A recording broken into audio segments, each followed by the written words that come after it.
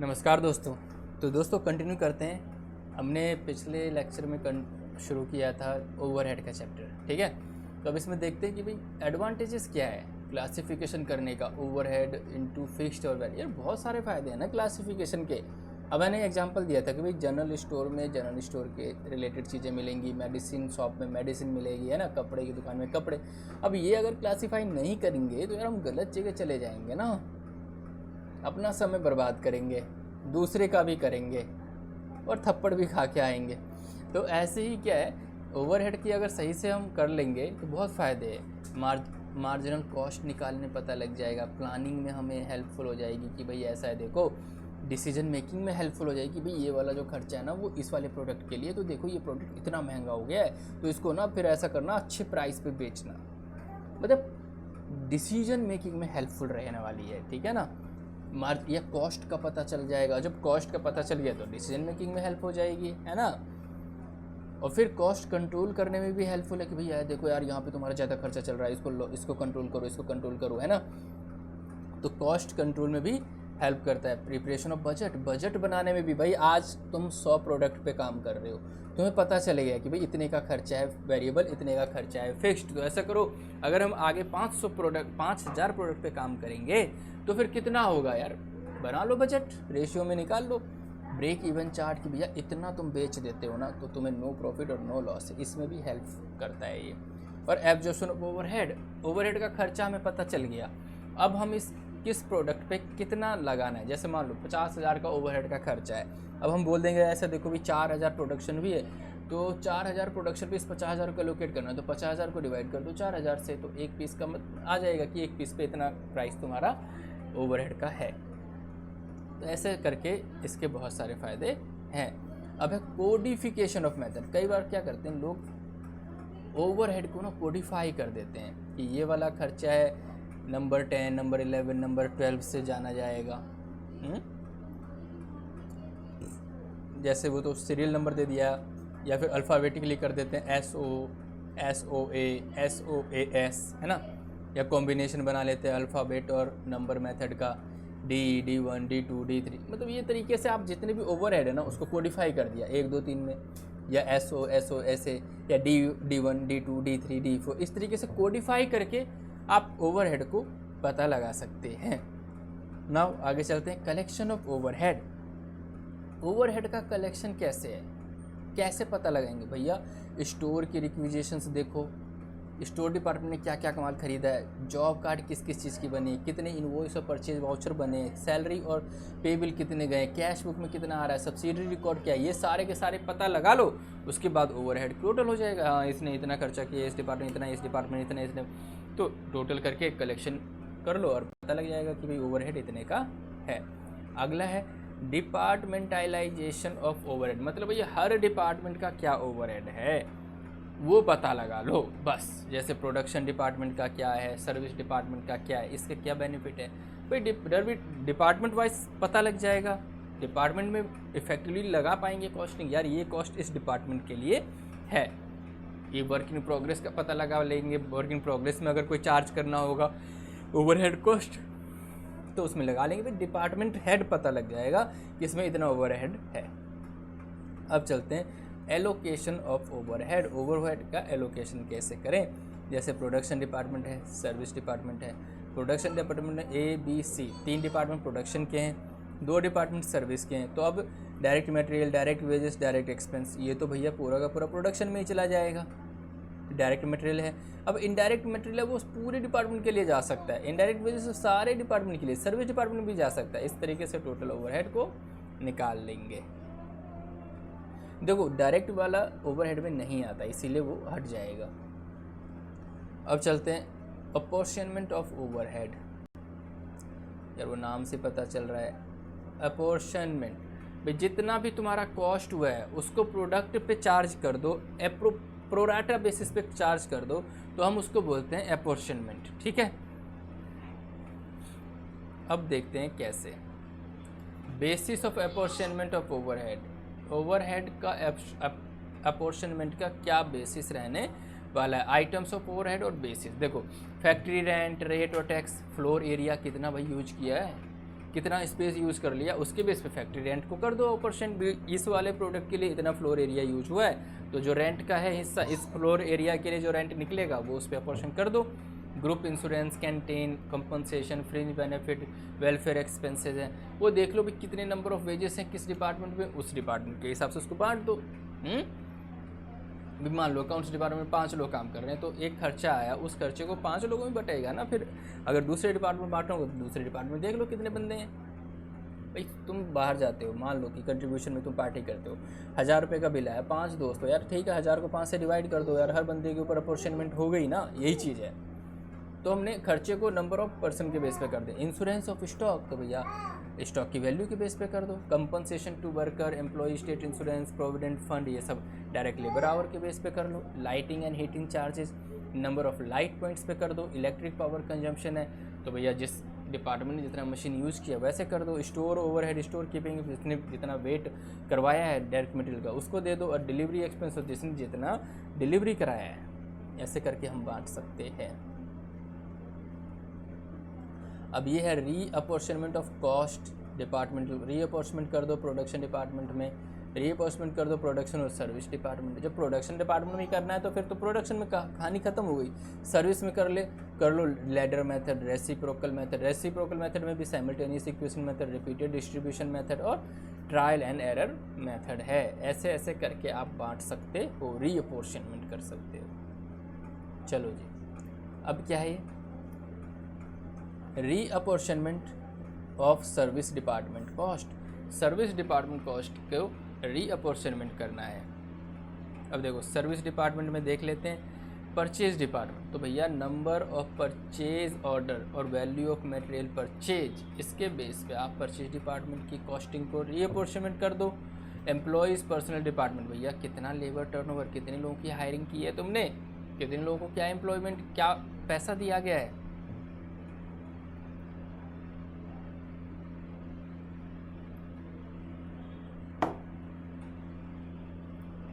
ठीक है, आगे चलते maintenance department, number of hours work, कितने घंटे काम हुए। पेरोल और time department, direct labour hour, machine hours, number of employee. Store keeping department, number of material requisition के बेस पे कितना मटेरियल खरीदने का ऑर्डर दिया है उसने। वेलफेयर डिपार्टमेंट, कितने में एम्प्लॉय हैं हर डिपार्टमेंट में। इंस्पेक्शन, कितना इंस्पेक्शन आवर्स लगे हैं वो देख लो। और टूल रूम कि भाई डायरेक्ट लेबर आर और मशीन आर कितना हुआ है उसके हिसाब से उसको बांट देना। पावर हाउस के में कितना मीटर की रीडिंग है, भाई बिजली बिल है तो मीटर रीडिंग इसके हिसाब से बांट दो उसको। चलो जी, रीअपॉर्चनमेंट टू प्रोडक्शन, भाई इसमें क्या करते हैं, जो भी सर्विस डिपार्टमेंट का कॉस्ट है वो डायरेक्ट प्रोडक्शन डिपार्टमेंट को दे देते, कहानी ख़त्म। लेकिन इसमें क्या है, जो रीअपॉर्चनमेंट है ना वो डिपार्टमेंट में भी करेंगे, प्रोडक्शन डिपार्टमेंट में करेंगे और सर्विस डिपार्टमेंट में भी करेंगे। तो अब इसके मेथड हैं, कौन से मेथड है, step ladder method. Step by step चलेंगे इसमें कि भैया सर्विस डिपार्टमेंट को अरेंज कर दो डिसेंडिंग ऑर्डर में उनके प्रोडक्शन और सर्विस डिपार्टमेंट के हिसाब से। फिर सबसे पहले जो सर्विस डिपार्टमेंट का कॉस्ट है जिसमें मैक्सिमम नंबर ऑफ सर्विस गया है जिस प्रोडक्शन में डालो, उसके बाद अदर सर्विस डिपार्टमेंट में डाल दो। मतलब स्टेप बाय स्टेप है, इस तरीके से थ्योरेटिकल चीज़ें हैं। चलो देख लेंगे अगर कोई प्रैक्टिकल हुआ तो। रीअपॉर्चनमेंट और रेसिप्रोकल बेसिस, भैया इसमें क्या करता है, 2 और मोर सर्विस डिपार्टमेंट हैं तो एक का दूसरे को दे दो, दूसरे का एक को दे दो। मतलब इसका उसका इस ए का बी को और बी का ए को रेसिप्रोकल कर देते हैं। फिर है simultaneous equation method. Simultaneous equation method में x बराबर a प्लस बी वाई और y बराबर a प्लस बी बैक्स, इन तीनों मेथड को यूज़ कर सकते हैं। अगला है रिपीटेड डिस्ट्रीब्यूशन मेथड कि भाई बार बार रिपीट करो ताकि एक एक डिपार्टमेंट के खर्चे को एक एक प्रैक्टिकल देखेंगे इस पर तो हमें और समझ में आ जाएगा। फिर है ट्रायल एंड एरर मेथड, नहीं पहले ये करके देखो, ऐसे करके डिस्ट्रीब्यूट हो जाना चाहिए, नहीं तो फिर दूसरे करके देखो, तीसरा करके देखो, बार बार करके देखो, जो बेस्ट होगा वो कर दिया जाएगा। देखो क्या इलस्ट्रेशन 1 में कंपनी के पास 3 प्रोडक्शन डिपार्टमेंट, ये सारा जो अपॉर्चनमेंट हो रहा है ना प्रोडक्शन डिपार्टमेंट के खर्चे का नहीं कर रहे हैं, सर्विस डिपार्टमेंट के खर्चे का कर रहे हैं, क्योंकि सर्विस डिपार्टमेंट तो उसने सबको सर्विस दी है ना। ठीक है, तो अब देखो प्रोडक्शन डिपार्टमेंट भी है और 2 सर्विस डिपार्टमेंट भी है। अब डिस्ट्रीब्यूशन करना है हमें, तो इसके देखो प्रोडक्शन डिपार्टमेंट है ABC और सर्विस डिपार्टमेंट है ये। अब इसने पहले ही हमें बता दिया कि ABC का रेशियो ये है 40, 20 और 30, और ये 1 और 2 में 10 है। फिर इसमें दूसरे के लिए है ये और ये। तो अब ये कह रहा है कि साइमल्टेनियस इक्वेशन मेथड को फॉलो करना है। तो अब देखो साइमल्टेनियस में क्या है, x बराबर a प्लस फॉर्मूला लिख लो यहाँ पे ना, a प्लस बी वाई, तो इसको यूज़ करके हम इस क्वेश्चन को कर सकते हैं। तो देखो x, इसमें खर्चा देख लो कितना है 300। अब इस 300 पे और पहले वाले में कितना है, तो पहली इक्वेशन क्या हो गई, x बराबर 234 प्लस 0.2y, और जो दूसरी इक्वेशन है उसमें क्या है 300, तो 300 प्लस, क्योंकि यहाँ देखो यहाँ पे क्या है 0.10 है और ये क्या है 0.20। तो आप 234 ले रहे हो पहले के लिए, तो फिर दूसरे का क्या आ जाएगा 0.2y। दूसरे का अगर आप 300 ले रहे हो तो पहले का आ जाएगा 0.1x। दोनों को सॉल्व कर दो, आ जाएगा। फिर है सेकेंडरी डिस्ट्रीब्यूशन समरी, वो उसमें सारा इन्होंने लिख दिया। फिर repeated distribution method, production department का पहले उन्होंने लिख दिया, और फिर अब सर्विस डिपार्टमेंट 234 और इसका 300। तो सर्विस डिपार्टमेंट का 234 इन्होंने इस रेशियो में सबको दे दिया और ये यहाँ से घटा दिया, और सर डिपार्टमेंट 2 का क्या है, इसका यहाँ से माइनस कर दिया और सबको दे दिया। ठीक है, अब देखो फिर यहाँ पे अब 64 बच गया है ना, तो 64 को इन्होंने सब में बांट दिया है। इस तरीके से सर्विस डिपार्टमेंट 1 और 2 में चला जाएगा। इलस्ट्रेशन 2, अब उसमें सारा का सारा फिर उन्होंने दे दिया। आप कर सकते हो, एक बार ट्राई कर लेना।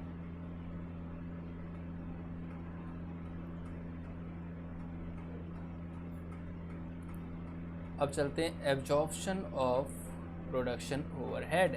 देखो एब्जॉर्प्शन मतलब क्या है कि भाई प्रोडक्शन ओवरहेड में जो भी खर्चा आया है वो प्रोडक्ट को ही तो चार्ज होगा, क्योंकि रिकवर भी तो करना है।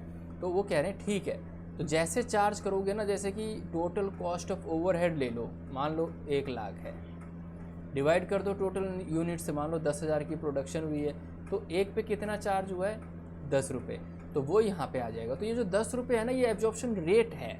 वही टोटल ओवरहेड के खर्चे को नंबर ऑफ क्वांटिटी से कर दो, वही एब्जॉर्प्शन रेट निकल जाता है, और वही ओवरहेड एब्जॉर्प्शन रेट भी ऐसे ही निकल जाएगा।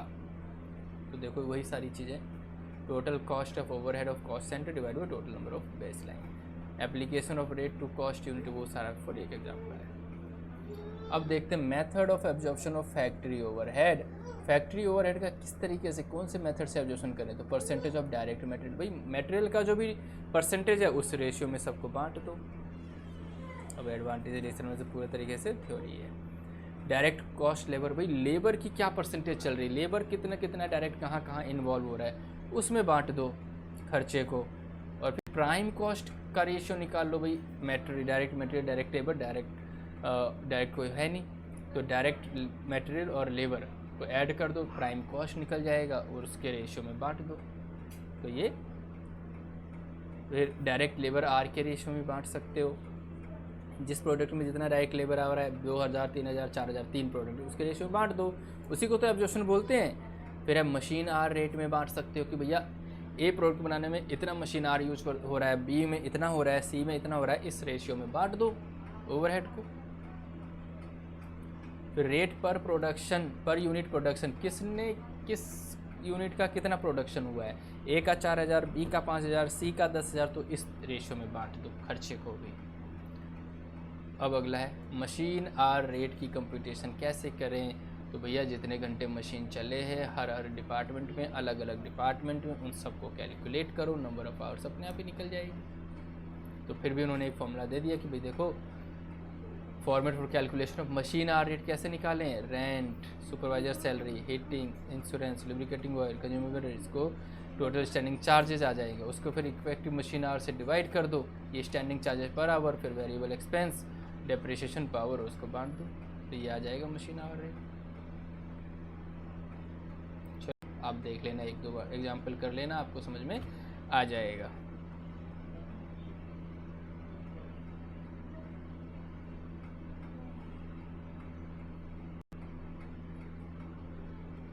अब है requisites of a good method of absorption of production overhead. देखो इसकी जरूरत इसीलिए है ताकि आप अच्छे से समझ पाओ कि कॉस्टिंग क्या है, किस में कितना है, अच्छे से डिफरेंस कर पाओ, अच्छे से टाइम फैक्टर को ले पाओ, इकोनॉमिकल हो आपका एप्लीकेशन। कोई नहीं, एक प्रोडक्ट ज़्यादा महंगा ना हो जाए, सस्ते वाला प्रोडक्ट महंगा ना हो जाए गलत अपॉर्चुनिमेंट की वजह से, तो वो सब देख लो। अब है ओवरहेड के types, overhead types of overhead rates. Actual overhead rate, actual overhead को डिवाइड कर दो एक्चुअल बेस पीरियड से। Pre determined overhead rates, budget overhead को डिवाइड कर दो बजट बेस से, मतलब पहले से बजट बना रखा है, प्री डिटरमाइंड है, आप उसमें बांट सकते हो।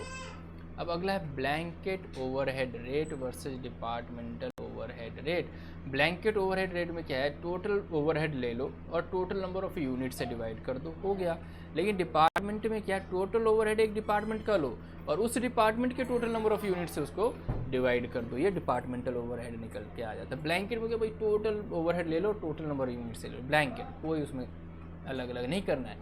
Now distribution of administration overhead, भैया एवरेज देख लो कि इस एडमिनिस्ट्रेशन डिपार्टमेंट का किस डिपार्टमेंट को कितना एवरेज यूज हुआ है, ठीक है।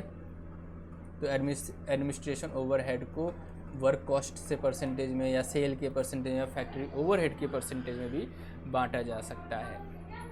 अब सेलिंग और डिस्ट्रीब्यूशन ओवरहेड में क्या भाई, बेचने के लिए जो खर्चा हो रहा है ना वो सेलिंग ओवरहेड हो जाता है, जैसे कि free samples, brokerage, travelling cost. और डिस्ट्रीब्यूशन ओवरहेड की भी secondary packing, carriage outward, warehousing, storage, ये सब डिस्ट्रीब्यूशन ओवरहेड में आ जाता है। वेयर हाउस लोग आसपास के इसीलिए खोलते हैं कि भाई वहाँ से आसानी से डिस्ट्रीब्यूशन हो जाए। तो absorption of selling and distribution overhead भैया या तो सेल वॉल्यूम का परसेंटेज या फिर वर्क कॉस्ट का परसेंटेज या फिर जितना माल बेचा गया है उसके बेस पे। अब है अंडर एब्जॉर्प्शन और ओवर एब्जॉर्प्शन ओवरहेड। देखो अंडर एब्जॉर्प्शन क्या है कि चार्ज करना था किसी प्रोडक्ट पे 20 या 21,000, ठीक है ना, लेकिन उसका खर्चा, अब जैसे एग्जांपल देख लो, ओवरहेड हुआ है 20,000 और एक्चुअल ओवरहेड तो 21,000 हुआ है, तो ये एक्चुअल से कम ही है उसको अपोर्शन हो गया ना, तो ये अंडर एब्जॉर्प्शन है। मतलब जाना चाहिए था 21,000, लेकिन जो आपकी कैलकुलेशन या मेथड के हिसाब से 20,000 ही उसको एब्जॉर्ब हो रहा है, तो 1,000 का जो है वो अंडर एब्जॉर्प्शन हो जाएगा। और ओवर एब्जॉर्प्शन भाई जाना तो चाहिए था 20,000 लेकिन चला गया उस प्रोडक्ट को 21,000, तो 1,000 से एक्सेस हो गया।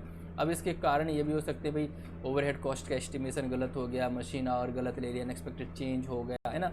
अकाउंटिंग ट्रीटमेंट में देख लो भाई क्या सप्लीमेंट्री रेट मेथड है, costing profit and loss method है और नेक्स्ट अकाउंटिंग पीरियड मेथड भी है। सप्लीमेंट्री में कैसे करते हैं, actual overhead minus absorbed overhead divide by actual base, supplementary rate निकल जाएगा आपका। अब चलते हैं आगे, ये सारे एग्जांपल देख लेना।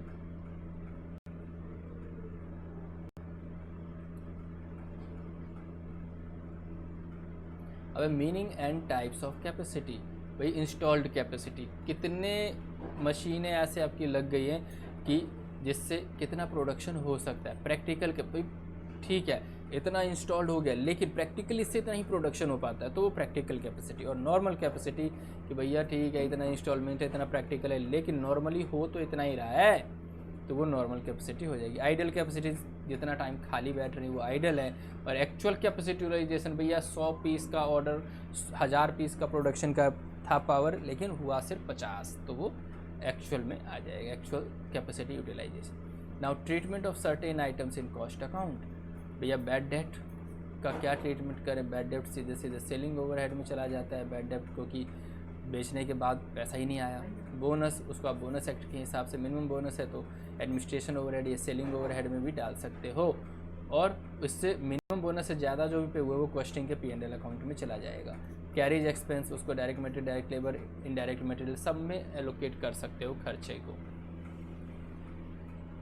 कैश डिस्काउंट, कि जल्दी पैसा मिल जाए, उसकी वजह से अगर आप किसी को डिस्काउंट देते हो तो ये कॉस्ट अकाउंट में नहीं आता, उस पूरा का पूरा फाइनेंशियल के P&L में चला जाता है।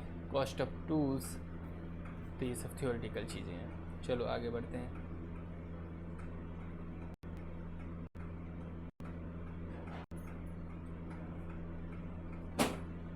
Absorption of overhead activity based costing approach, ये कहता है कि ऐसा है, देखो एक्टिविटी बेस्ड कर लो। जैसे कि मान लेते हैं बिजली इलेक्ट्रिसिटी बिल है, ठीक है ना, तो किस एक्टिविटी में कितना नंबर ऑफ यूनिट यूज हुआ है उस हिसाब से बांट दो। रेंट, तो भैया किसने कितना एरिया या फ्लोर यूज़ किया उस हिसाब से उसको प्रोडक्ट को बांट दो। सुपरवाइज़र के घंटे किसने कितने लिए उसके हिसाब से बांट दो। तो एक्टिविटी, हर एक्टिविटी के बेस पे बांटने को ही एक्टिविटी बेस्ड कॉस्टिंग कहते हैं। ये कहता है कि भैया ऑर्डर है, ऑर्डर का खर्चा हुआ है, तो भैया किस एक्टिविटी के लिए कितना ऑर्डर किया गया उसका जो चार्ज है उसी को कर दो। तो सबसे ज़्यादा ज़रूरी है इसमें एक्टिविटी ढूंढना कि भैया कितनी एक्टिविटी हुई है, फिर उसके बाद देखना कि उस एक्टिविटी का एक का कितना कॉस्ट लगता है, फिर उसको टोटल कॉस्ट ऑफ एक्टिविटी और कॉस्ट ड्राइवर से डिवाइड कर दो, ठीक है। उसके बाद एब्जॉर्प्शन कॉस्ट आ जाएगा। तो एक्टिविटी बेस्ड कॉस्टिंग है कि भैया कितना खर्चा हुआ है और किस यूनिट के लिए हुआ है, उसी को उतना एलोकेट कर दो। तो दोस्तों एक बहुत ही अच्छा और समझने वाला चैप्टर था जिसे हमने अभी फिनिश किया है, और ये ओवरहेड का चैप्टर बहुत इंपॉर्टेंट है, क्वेश्चन तो आना ही आना है इससे। तो आप एग्जाम्पल बना लेना जो इस बुक में दिए गए, और पिछले 10 ईयर के क्वेश्चंस भी लगा लेंगे तो आपको समझ में आ जाएगा, ठीक है। तो अब आपका जो नेक्स्ट चैप्टर है वो देखते हैं वो कौन सा है, जिसे हम नेक्स्ट लेक्चर में शुरू करेंगे, और देखते हैं वो कौन सा चैप्टर है। अगला चैप्टर है unit 4 output costing, lesson number 4। तो हम यूनिट 4 शुरू करेंगे आउटपुट कॉस्टिंग नेक्स्ट लेक्चर में। तब तक के लिए गुड बाय फ्रेंड्स।